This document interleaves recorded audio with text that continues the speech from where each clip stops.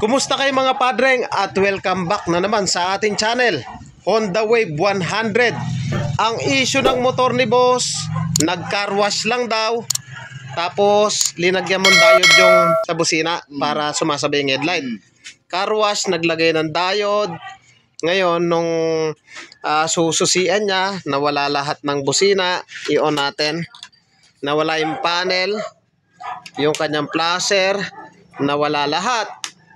Ayan busina, nasa yung busina. Ito. Wala na rin. So, interview natin si boss kung ano yung talagang, ano ba yung ginawa mo talaga dyan? Ay boss, nilagyan ko lang siya ng diode. Diode. Tapos nilagyan ko ng fuse dito sa ako niya. Relay. Nagpalit ka na rin ng placer relay dito. Tapos ano pa? Ginalawas ko lang. Car wash, yun lang. So nawala. Sa pagtro-troubleshoot ng ganyang issue na dating meron pero nawala na lahat, dapat hindi natin hinuhulaan. Dapat step by step para matumbok natin yung eksaktong sira niyan. Pag ganyan yung issue, ang una natin gagawin, dun muna tayo sa kanyang battery. So center stand mo muna.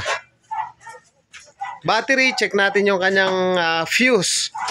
So, pakibuksan mo. Bago rin yung battery. Bago rin daw yung battery, ngunit nawala lahat.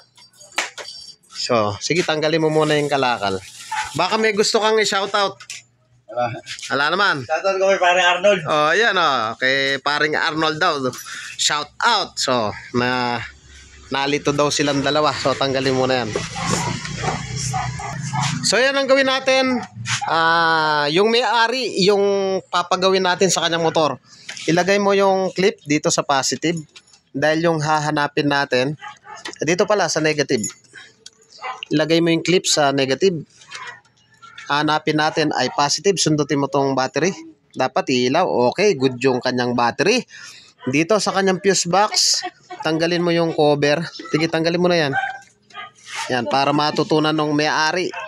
Sundutin mo yung dalawang terminal ng fuse, dapat ilaw. Sundot. Wala. Wala kabila. So, meron. So, ibig sabihin mga idol, sira yung kanyang fuse. So, gutin mo yan at papalitan natin ng bago. Ayan matutunan din ng may-ari. So, ayan sunog ang kanyang fuse. So, palitan natin to. So, ayan yung bago natin fuse. Sige, pakikasa mo. Tapos, same procedure, gamit yung test light uli, lagay yung clip sa negative, sundutin mo.